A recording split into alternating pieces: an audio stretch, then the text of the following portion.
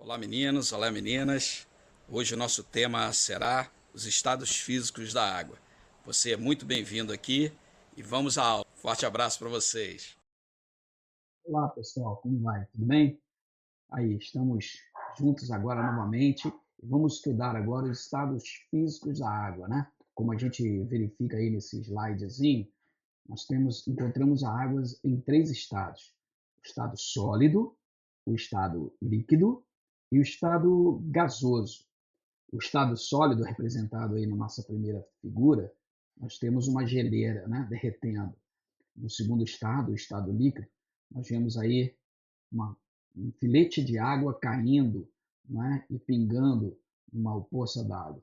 Depois a gente vê também o estado gasoso, uma chaleira, daquelas que mamãe da gente faz cafezinho, né? Café, então a gente vê a água se tornando vapor, se vaporizando. Não é? Esses são os três estados físicos da matéria que nós encontramos. E esses estados mudam de acordo com a temperatura, de acordo com a pressão, e aí a gente tem nomes especiais que ganham essas mudanças de estado, né? Então vamos lá ver o próximo slide. Olha aí a nossa mudança de estado físico. Aqui nós temos o estado sólido, o estado líquido, representado pela torneirinha, e o estado gasoso, como uma nuvem aí se vaporizando, né? E aí a gente vê as nossas mudanças e as setinhas apontando em cada sentido, dando para a gente o nome, né, dessas mudanças de estado. A primeira que a gente vê aí é a mudança do estado sólido para o estado líquido. Quando a gente tira a pedra de gelo lá do nosso congelador, vai usar lá no refrigerante, vai usar lá na água, o que a gente começa a ver? Que aquela pedrinha de gelo vai derretendo, não é isso? Então, o nome dessa mudança de estado, do estado sólido para o estado líquido, chama-se fusão. Fusão. E a fusão ocorre na água a 0 grau. A 0 grau, a água começa a mudar do estado sólido para líquido ou do líquido para o sólido. Depois a gente tem aí, saindo da torneirinha setinha, que vocês podem observar, né? Então ela sai e vai para a nuvenzinha. O nome dessa passagem de líquido para gasoso chama-se vaporização. Vaporização. Pessoal, a vaporização ela pode acontecer de duas maneiras. Vamos lembrar da roupa lá molhada que mamãe lavou e que botou no varal para secar, né? O vento vai soprando, batendo ali, o sol vai aquecendo aquela roupa e a roupa vai se a roupa não, né, gente? A água vai se evaporando. Esse é um tipo de vaporização, é a evaporação, né? Então a roupa vai evaporando, a água vai evaporando da roupa e vai secando a roupa. Agora, aquela foto do slide anterior que nós vimos, de uma chaleira, né? Esquentando para a mamãe fazer o café, vai liberando aqueles vaporzinhos, né? Ora, o que está acontecendo ali? Uma vaporização. Mas esse tipo de vaporização, ela é provocada, ela foi aquecida a água ali, ela se chama ebulição. Então, a vaporização ela pode ser de duas maneiras. Ela pode ser por evaporação, que acontece o tempo todo.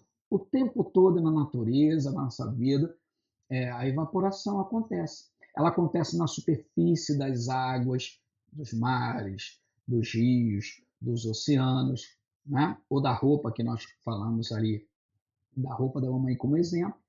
E ela acontece também de uma forma mais rápida. Isso se chama ebulição. Quando nós colocamos a água para esquentar e aquela água começa a evaporar rapidamente. Então isso se chama ebulição. Ok, gente? Vamos agora. Agora a gente tem também a passagem do estado gasoso para o estado líquido.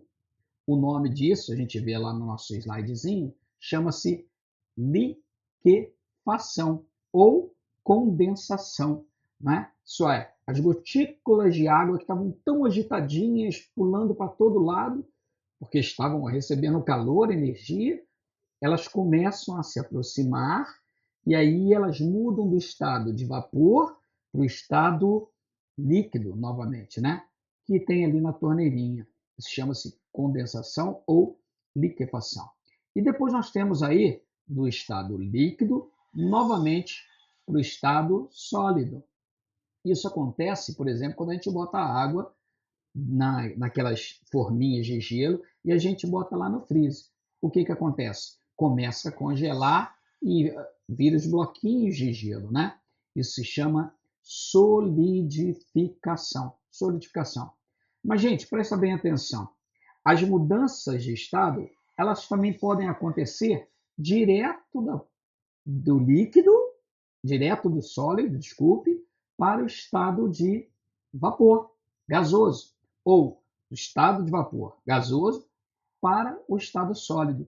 O nome dessa mudança de um extremo para outro chama-se sublimação. Ok, gente? Então perceba aí no nosso slidezinho, pro lado de cá, né? Nosso slidezinho, a sublimação escrita ali, é a passagem rápida e direta do estado sólido para o estado de vapor ou do estado de vapor para o estado sólido.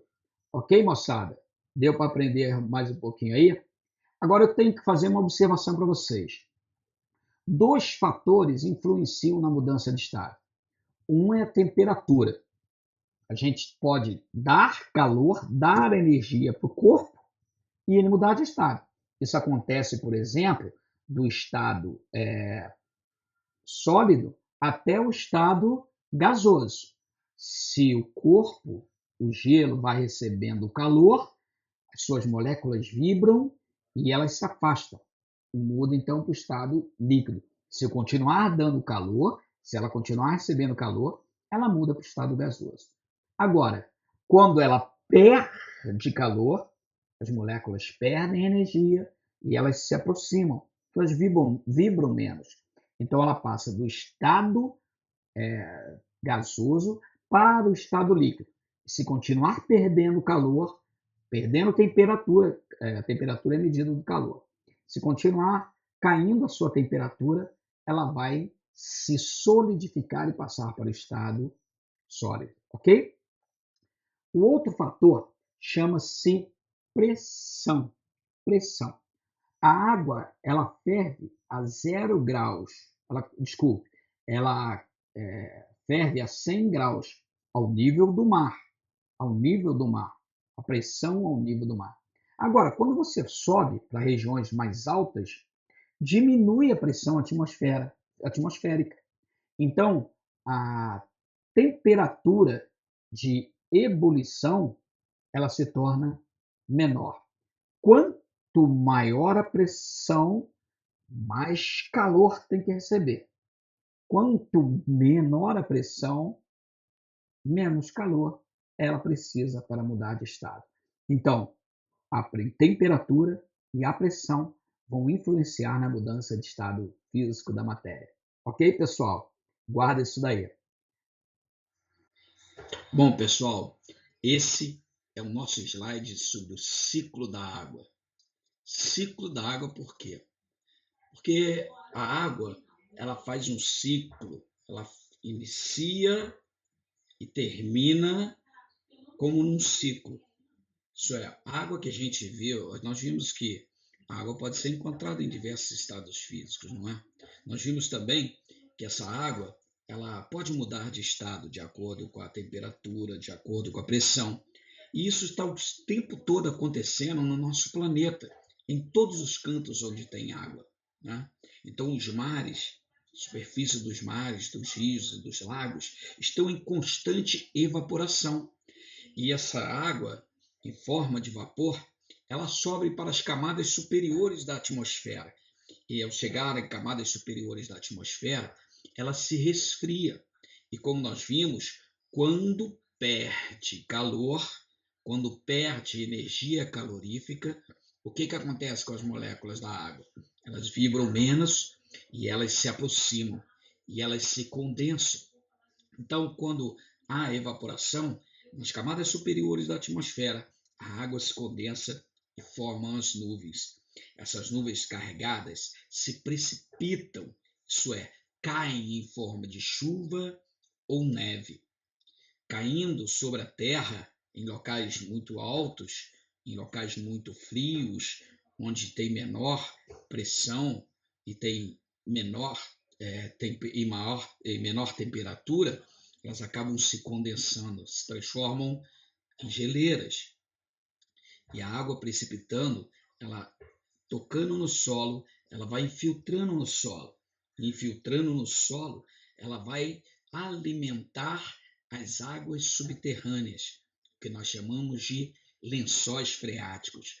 Os lençóis freáticos são como cisternas, reservatórios de água. E essa água, nesses reservatórios, nos lençóis freáticos, voltam à superfície, alimentando as nascentes de água, que voltam a alimentar os rios e os mares. Vocês notaram o porquê do ciclo? Então, olha, as águas dos mares e rios evaporam, se condensam, formando as nuvens, se precipitam, caem de novo sobre a terra, infiltram no solo e voltam a alimentar os rios e os mares. Legal, né, gente? Por isso que a água nunca vai acabar. Ela está sempre num ciclo do nosso planeta, não é? E ela alimenta dessa forma os mares, os rios e os lagos. Lembre-se que a água que de repente chove sobre a tua cidade, às vezes ela veio de muito, muito, muito distante, sendo transportada por verdadeiros rios aéreos, né? No céu, através das nuvens, sendo empurradas pelo vento, chegando aos lugares mais longínquos desse planeta. E dessa forma a água vai se distribuindo. E esse é assunto dentro do nosso próximo slide. Vamos ver?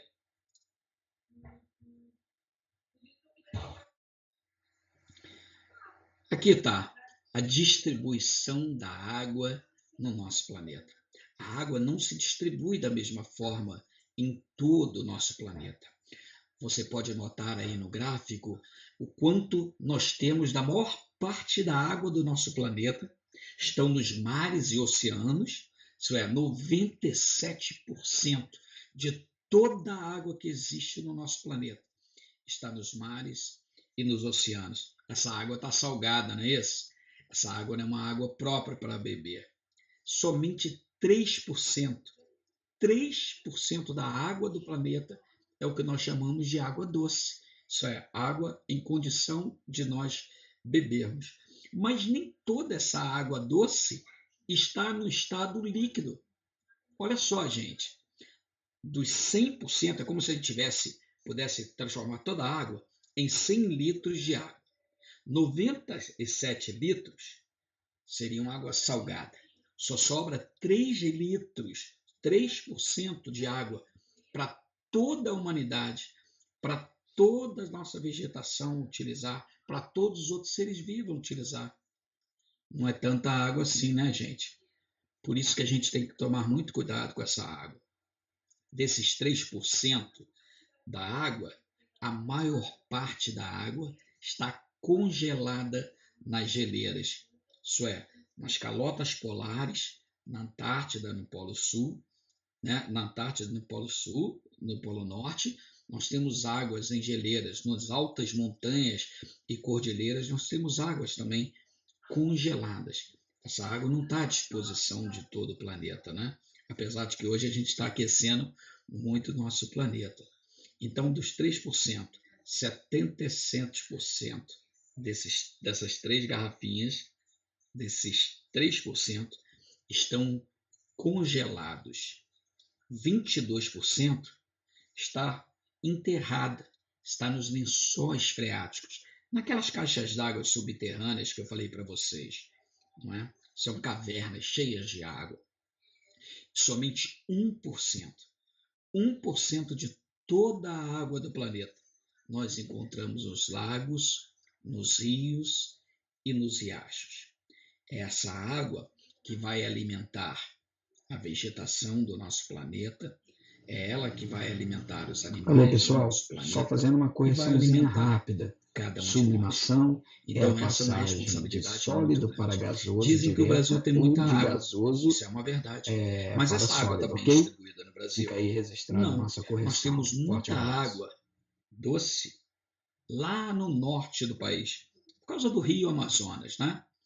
Temos também alguma água no sul ou sudeste, né? Na região norte, através do sudeste ali, com o rio São Francisco.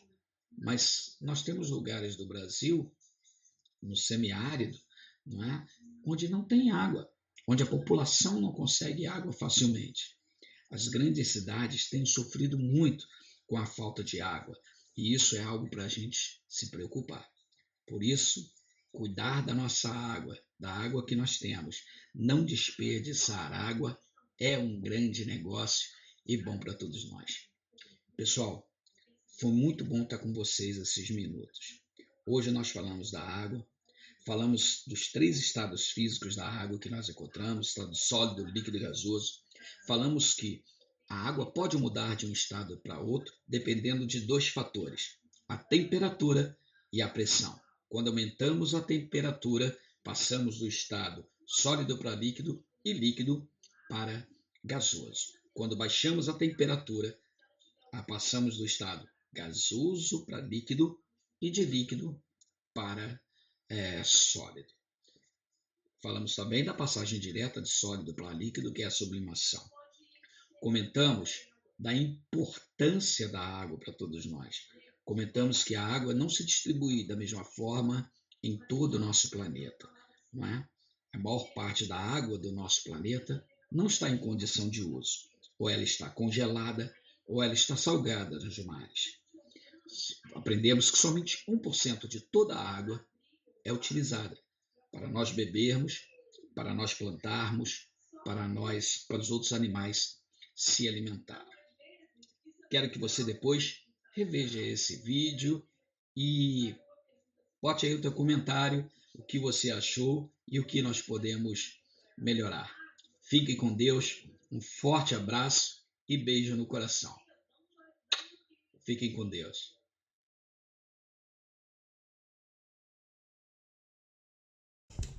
E galera, cometi um pequeno errinho no final desse vídeo.